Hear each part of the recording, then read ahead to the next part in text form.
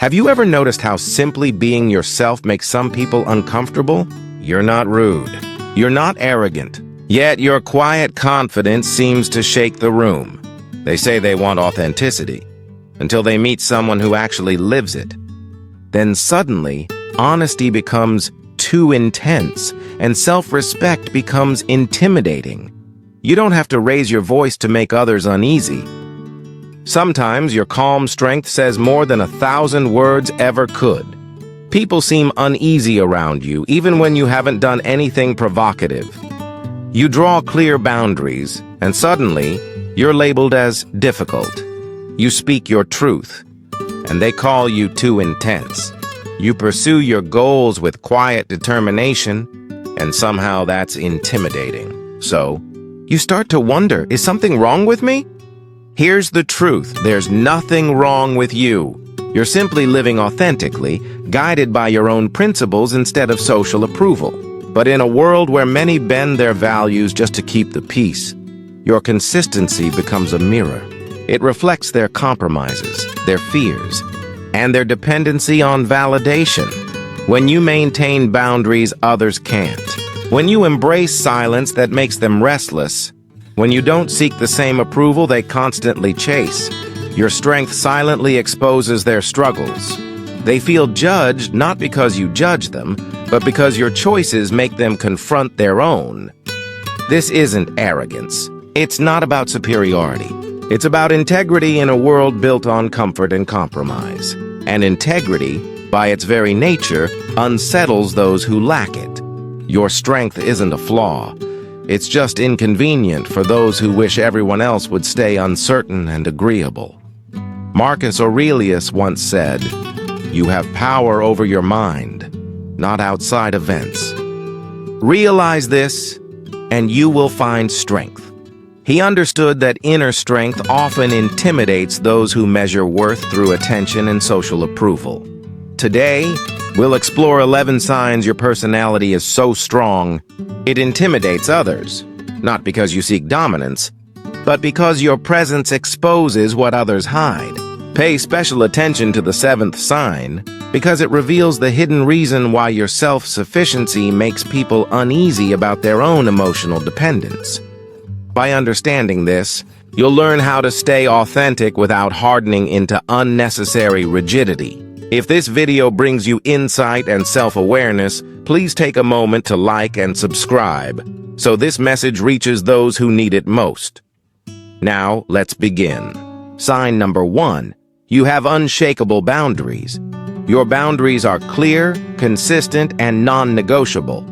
And that alone unsettles people who rely on bending others to their will. You say no without guilt. You protect your time, energy, and peace like sacred ground. Take Sarah, for example. She always declined after-work hangouts that clashed with her family dinner. Her co-workers started calling her antisocial and not a team player. They teased her with lines like, "Come on, just once won't hurt," or "We're all making sacrifices for the team." But Sarah stayed calm and firm. "I appreciate the invite, but evenings are for my family," she'd reply with quiet grace. What truly bothered her co-workers wasn't her refusal. It was her self-respect. She didn't bend, and that reminded them of how easily they did. Sarah's story reminds us of something deeper, that true strength doesn't always roar. Sometimes it's the quiet firmness in your no that shakes people the most. What unsettled her co-workers wasn't rudeness, but her unwavering clarity. Most of them often said yes to things they didn't want to do, then spent the rest of the day resenting it. Sarah's calm, steady boundaries became a silent mirror, reflecting back their inability to say no, their fear of disappointing others, their quiet frustration with their own compromises. She never criticized anyone, yet her discipline made them feel judged, simply because it revealed what they had surrendered in themselves. Epictetus once taught that a person must guard what lies within their control, their time, their energy, and their loyalty to their own values. Strong boundaries aren't signs of coldness or stubborn pride. They're the living expression of self-respect, of knowing what truly matters to you and refusing to betray it. But here's the subtle difference that defines emotional maturity. Boundaries built on strength can bend when love or genuine connection calls for it. They adapt when the situation is real and meaningful.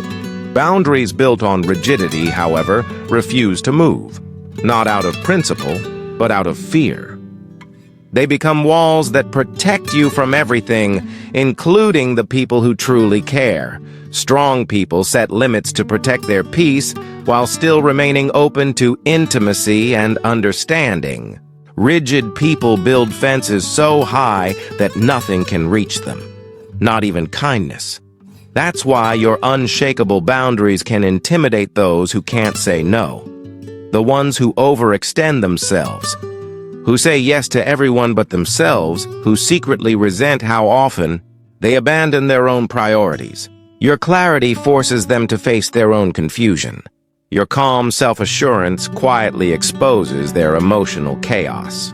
Clear boundaries will always unsettle the boundaryless, but that's just the beginning, because our second sign reveals something even deeper. How your emotional independence threatens people who can't function without constant validation. Sign number 2. You don't need constant validation, you. Make decisions rooted in your own values, not in other people's approval. And that independence, while freeing, can feel threatening to those who need constant reassurance just to feel okay. You don't ask for permission. You don't fish for compliments. You don't need everyone to agree before taking action.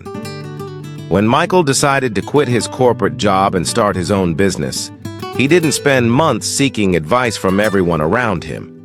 He had done his research, analyzed his finances, and made a decision that aligned with his core beliefs. So when his friends asked, "Are you sure that's a good idea?" he simply replied, "I've thought it through carefully. This is what I'm doing." That quiet confidence, the kind that doesn't beg for approval, made some of his friends deeply uncomfortable. They were used to long, circular discussions where everyone sought validation before making a move. Michael's decisiveness without their input made them question why they needed so much reassurance for their own choices. Marcus Aurelius often wrote about deriving your worth from your character and actions, not from others' opinions. He understood that those who constantly seek validation give away their power, letting others decide how they should feel, act, or live. In contrast, emotionally self-sufficient people hold the steering wheel of their own lives. Here's the crucial distinction. Confidence without validation is not arrogance. It's self-trust born from reflection and integrity. Strong people still listen to wise counsel, but they don't need permission to move forward. Arrogant people reject all advice because they think they're above it. Confident people consider it, then choose what aligns with their judgment and principles. Your ability to decide without needing constant reassurance exposes the dependence of others who can't act without being approved first. Your independence highlights their insecurity, their deep need for external confirmation before they can feel safe in their choices. So if you've ever been called stubborn or closed-minded just because you trust your own thoughtful decisions, you're not alone. Leave a comment below to encourage others who, like you, have learned the art of standing firm in their own judgment. Because emotional independence doesn't isolate you, it frees you. But for those who rely on validation to survive, your freedom can feel like a mirror they're not ready to face. Our emotional independence is powerful, but it's often your calm presence that truly unsettles people. And that brings us to our third sign. Sign number 3. You're comfortable with silence. In a world addicted to noise, your quiet confidence can feel louder than words. You don't fill every moment with chatter or small talk. You're comfortable letting silence breathe, and that alone can make anxious people uneasy. because where they hear emptiness, you find peace. During a team lunch, Jessica noticed the table conversation had naturally paused. Her colleagues instantly rushed to fill the gap, talking about the weather, weekend plans, and office gossip, anything to avoid the stillness.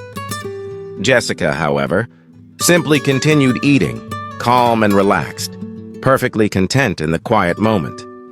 Later that day, her coworker Emma pulled her aside and said quietly, "You make people uncomfortable when you just sit there silently. It feels kind of intense." What Emma called intense was, in truth, just comfort. Jessica's ease in silence. She didn't need constant talk to feel connected. She didn't experience quiet as an awkward void that must be filled. To her, silence wasn't emptiness. It was space. But to Emma, that same space felt unbearable. Jessica's calmness only made Emma's inner restlessness more visible. Seneca once wrote about the importance of being at peace with solitude and silence, because those who cannot handle stillness often cannot handle their own thoughts.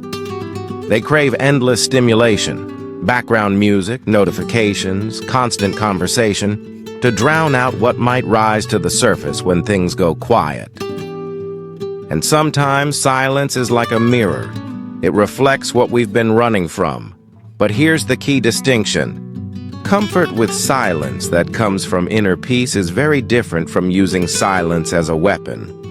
Strong people enjoy quiet naturally. They don't fear it, nor do they use it to manipulate others. Manipulative people, on the other hand, employ deliberate silence as a form of control, to make others feel small, anxious, or desperate to fill the gap. One stems from serenity, the other from strategy. Your comfort with silence intimidates those who experience every quiet moment as unbearable tension. The ones who need to talk just to feel alive, who use words as armor against their own unease. Your peace quietly exposes their discomfort. While they fidget, fill the air, and look for distraction, you sit still.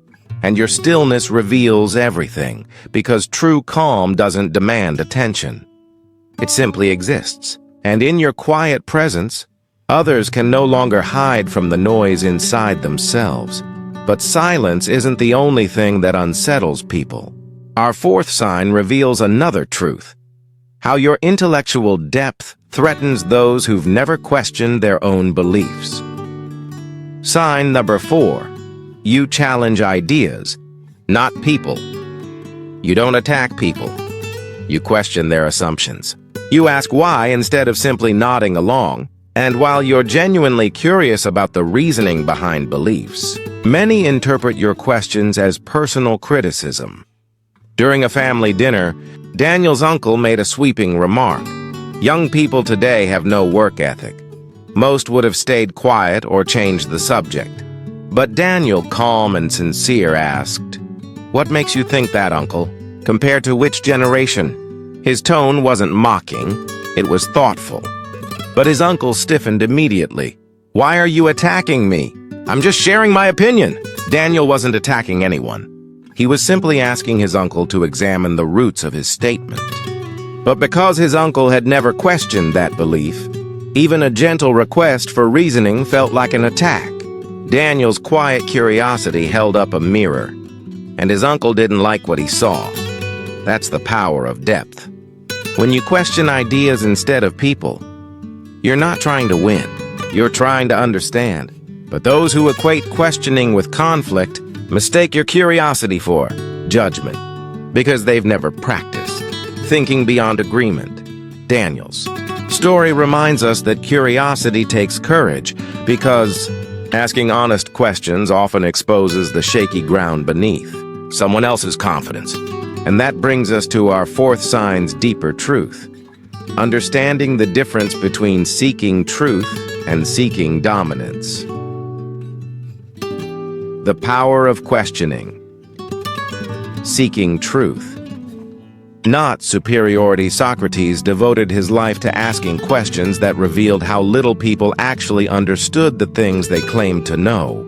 The Stoics carried that torch forward, recognizing that most people live by inherited beliefs, ideas passed down from family, culture, or habit that they've never truly examined. So when you ask someone to explain why they believe what they do, it can feel like a threat, because deep down, they sense that they don't have reasoning, only repetition. They're not defending ideas, they're defending their comfort. Here's the crucial distinction. Questioning ideas with genuine curiosity is an act of humility. Questioning people to make them feel ignorant is an act of ego. Strong individuals ask questions to understand, to explore, to learn. Arrogant ones ask questions to expose, to humiliate, to elevate themselves above others. One seeks truth, the other seeks control. Your habit of examining ideas rather than accepting them blindly can be deeply unsettling to those who've built their identities on unexamined assumptions. Your curiosity shines light into corners they've kept in shadow, and that exposure can feel like judgment. They accuse you of attacking them when in reality, you're just thinking critically. If you've ever asked someone why they believe what they believe, and their first reaction was defensiveness, know this. It's not your curiosity that threatens them, it's their own uncertainty. Critical thinking doesn't insult the wise. It only unsettles the lazy. So if you're someone who values truth over comfort, comment below to support others who do the same. Those who would rather examine an idea than accept it at face value. Because as the Stoics knew, critical thinking threatens the intellectually idle, and that insight leads naturally into our fifth sign, which reveals another layer of inner strength. How your clear convictions unsettle those who've never defined their own. Sign number 5.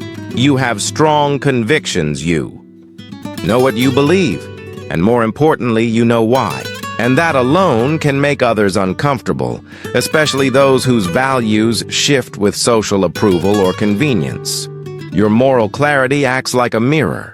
It reflects back the uncertainty of those who bend their principles whenever it's easy. They call you rigid or too serious, but what really bothers them is that your consistency highlights their inconsistency. Take Lisa, for example. Her friends planned a fun weekend trip that clashed with a volunteer commitment she'd made weeks earlier. When they urged her to skip it, saying, "It's just one volunteer shift, they won't even notice," Lisa replied calmly but firmly, "I committed to being there. People are counting on me. I can't join the trip." Her friends rolled their eyes, teasing her for being too strict. But what they truly resented wasn't her decision, it was her discipline. They often broke small promises when something more exciting came along, convincing themselves it was no big deal. Lisa's quiet integrity exposed that habit without her ever having to say a word. Marcus Aurelius wrote extensively about living by principles, not by shifting convenience or social pressure. He understood that people with clearly defined convictions make those without them uncomfortable, because clarity exposes inconsistency. Here's the vital distinction.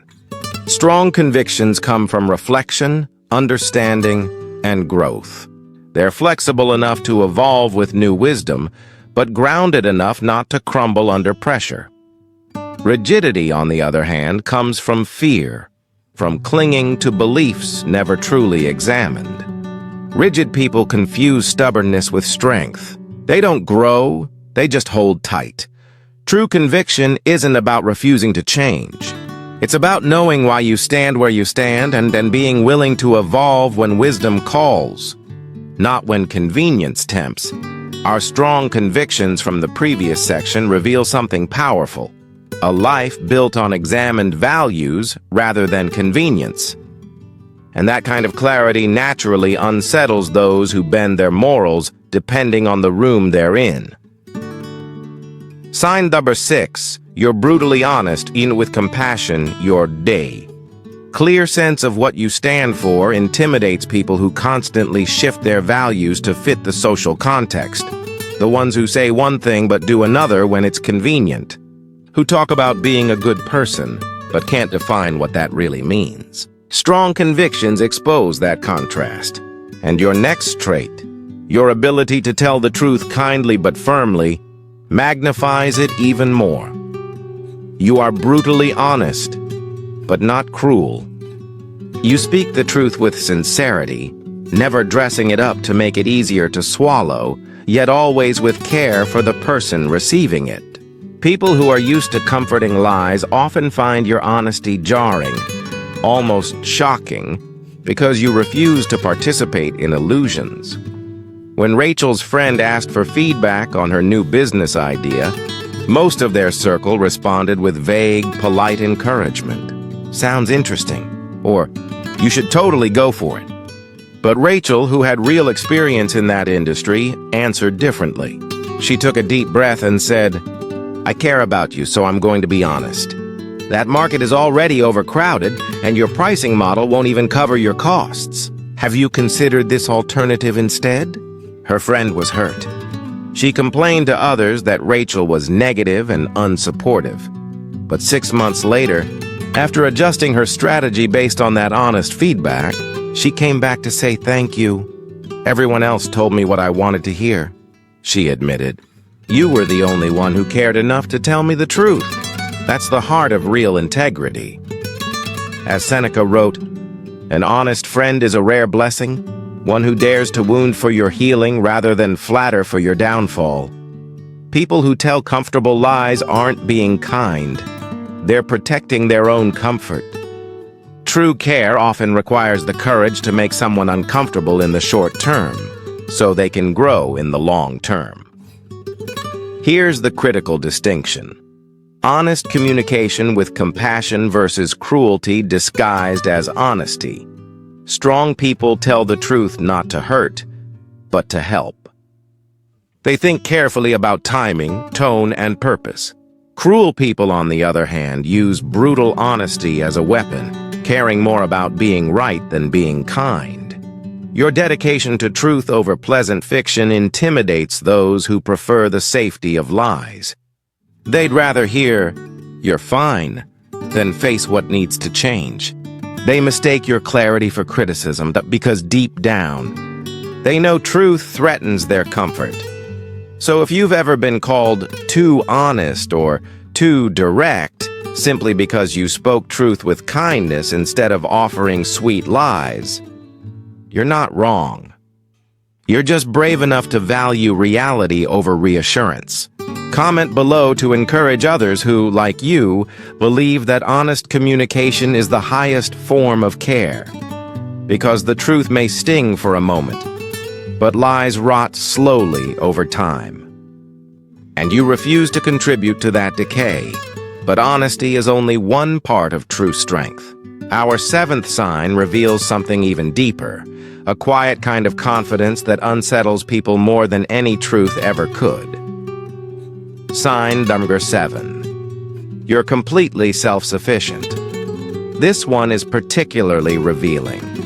Your ability to be genuinely happy alone, without constant company or validation, makes many people uneasy. You enjoy your own presence. You find joy in solitude, purpose in your personal interests, and peace in your independence. You don't need others to fill a void, because you've already built a home within yourself. When David declined multiple invitations one weekend, choosing instead to spend time on personal projects, learning guitar, reading, hiking alone, his friends grew concerned. And then defensive. "You're isolating yourself," they said. "It's not healthy to be alone so much." One even whispered, "He must be depressed," simply because David seemed too content without constant social stimulation. But what they were really reacting to wasn't loneliness. It was freedom. David's peace reminded them how uncomfortable they were with silence, how dependent they'd become on noise, crowds, and external validation to feel alive. David's story reminds us that being alone and being lonely are not the same thing. He wasn't isolating himself. He was cultivating peace in his own company. The freedom of solitude, David genuinely enjoyed solitude and used it wisely for reflection, learning, and personal growth. But his quiet contentment made his friends uncomfortable. His happiness alone challenged their belief that constant socializing was the key to fulfillment. His calm independence highlighted their dependence, their inability to be alone without feeling restless, anxious, or bored.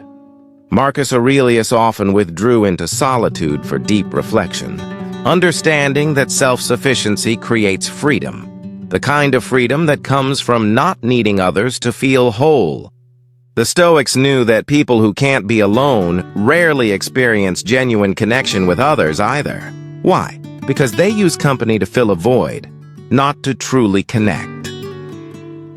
Here's the essential distinction. Self-sufficiency born from inner fullness versus isolation born from fear or bitterness. Strong people enjoy solitude and value connection. They choose company because they want it, not because they need it. Their relationships are built on appreciation, not dependency. In contrast, isolated people withdraw not out of peace, but out of protection.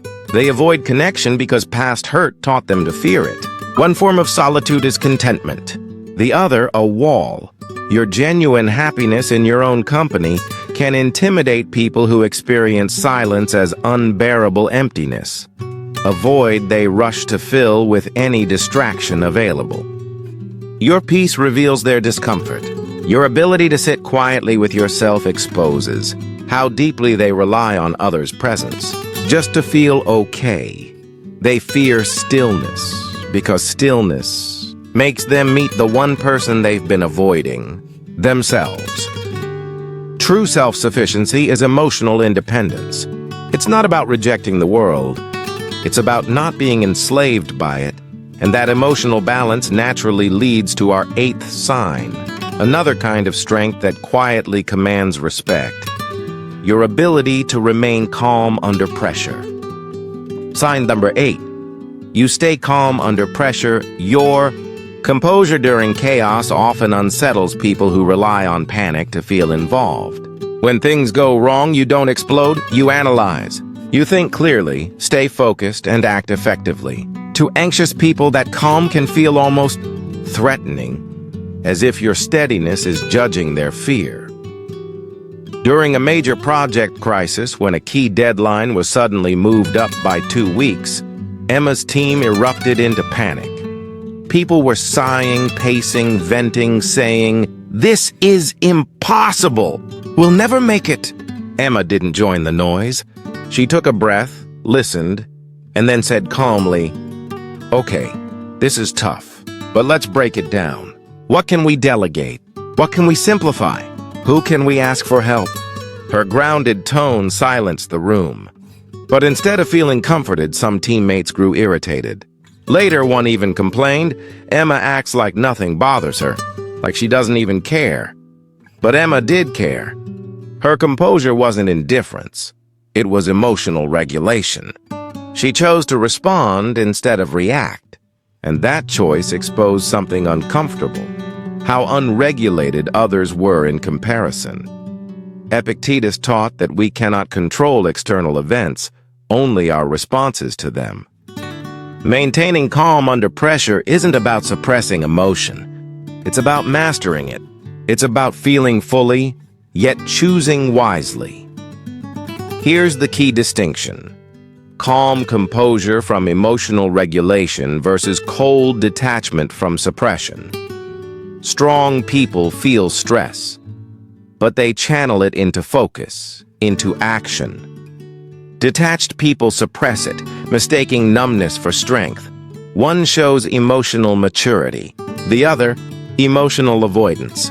Your ability to stay centered when others panic can intimidate those who treat every challenge like a crisis. Your steadiness highlights their chaos, while they externalize stress, sighing, complaining, dramatizing. You quietly handle it, making their reactions look exaggerated by comparison. And that's why your calm presence can feel so unsettling. It holds up a mirror, reflecting just how much control others have lost. Staying calm under pressure is a rare kind of strength, and it naturally flows into our next sign of inner discipline, knowing when not to speak. Sign number 9. You don't participate in gossip. Your emotional regulation shows maturity. But your refusal to engage in gossip? That's where your quiet integrity becomes unmistakable, and for many people, deeply uncomfortable. You simply don't discuss those who aren't present to defend themselves. You avoid conversations that revolve around speculation, judgment, or personal drama. And because gossip is how many people bond, your silence can feel like a mirror, reflecting something they'd rather not see. When Jennifer's co-workers began talking about a colleague's personal problems during lunch, speculating about her relationship and criticizing her choices, Jennifer calmly said, "I'd rather not talk about someone who isn't here." The table fell silent. The air shifted. Afterward, Jennifer noticed her co-workers seemed less relaxed around her, as if her presence now carried quiet accountability. But her refusal wasn't self-righteous. She wasn't judging them. She was simply setting a boundary. Yet her standard made them uncomfortable because it highlighted what they were doing. They could no longer bond through shared criticism. Her presence made them more aware, maybe for the first time, of how easily gossip had become their glue. Marcus Aurelius once wrote that we should speak of others as if they were present and could hear every word. He understood that people who gossip show a lack of loyalty. They'll praise you to your face and undermine you the moment you leave the room. Gossip is a form of social currency, cheap, addictive, and corrosive to character. Here's the crucial distinction: refusing gossip from principle versus refusing it from superiority. Strong people stay out of gossip because it violates their values: respect, discretion, and fairness. Self-righteous people avoid gossip to feel morally superior, making others feel small for participating. One is a quiet boundary, the other, a performance. Your refusal to gossip can intimidate those who build connection through shared negativity. People who use others' private lives as conversation fuel and can't imagine closeness without criticism. But in truth, your silence reveals something deeper: character. And that quiet integrity leads us straight to our 10th sign. Another form of strength that unsettles the complainers of the world, because it challenges their favorite habit. Sign number 10. You focus on solutions, not complaints, when problems arise. Your instinct is to ask, what can we do about it? Rather than, why is this happening to me? That focus on action makes chronic complainers uneasy because it exposes how attached they are to their victimhood. You acknowledge challenges, yes, but you don't dwell there. You move forward. When Tom's roommate spent 20 minutes complaining about their apartment's poor heating, Tom listened patiently. Then he said, "Let's call the landlord today, and maybe grab a few space heaters. I can pick them up after work." Instead of gratitude, his roommate looked annoyed. "You don't understand. I'm just venting. Not everything needs to be fixed right away." But Tom wasn't dismissing the problem. He was addressing it. His solution-oriented mindset made his roommate uncomfortable because it revealed something deeper. The roommate didn't want change. He wanted attention. He wanted validation for his frustration, not resolution. Tom's calm practicality exposed that preference. It showed that some people aren't seeking improvement. They're seeking sympathy. Seneca once wrote about the futility of complaining about circumstances without taking action. He understood that constant complainers are more invested in being right about how hard life is than in actually making it better. And here lies the important distinction. Solution focus born from responsibility versus complaining born from self-pity. Focusing on solutions instead of complaints reveals a powerful truth. that real strength isn't in ignoring emotion, but in moving forward despite it. The difference between problem-solving and emotional dismissal, there's a fine line between being solution-focused and being dismissive. Strong people acknowledge feelings before they act. They listen, empathize, and then move toward change. Dismissive people, on the other hand, skip straight to the fix, not because they're efficient, but because they're uncomfortable with emotion itself. One validates, then acts. The other avoids empathy by rushing to solve. Your focus on solutions rather than endless dwelling can intimidate people who've built their identity around struggle, those who bond through shared complaints, who find comfort in frustration, and who interpret your decisiveness as judgment.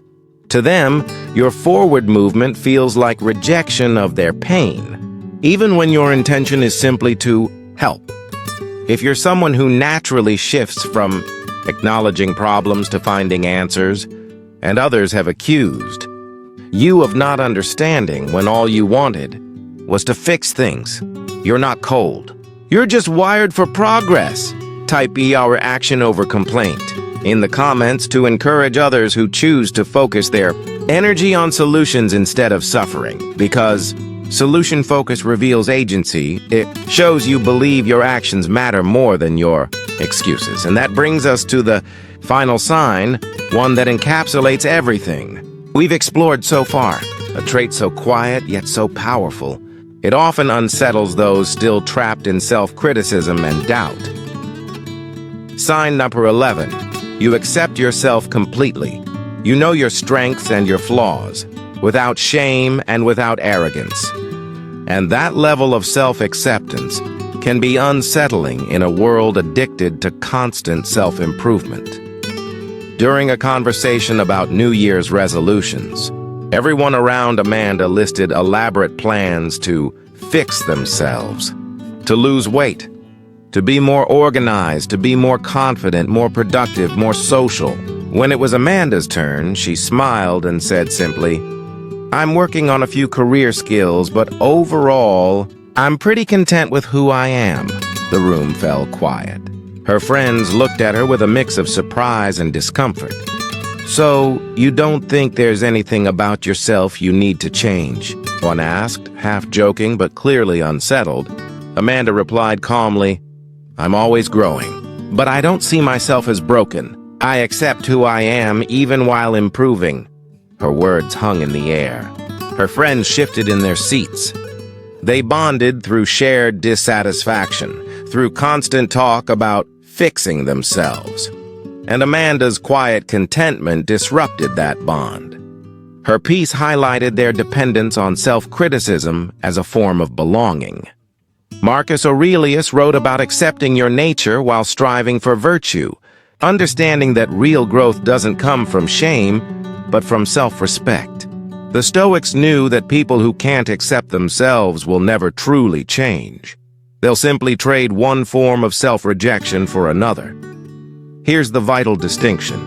Self-acceptance born from genuine peace versus complacency disguised as acceptance.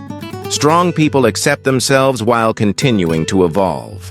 They grow intentionally, not out of insecurity, but out of love for who they are becoming. Complacent people, by contrast, use self-acceptance as an excuse to avoid accountability, confusing stagnation for peace. One is contentment with evolution.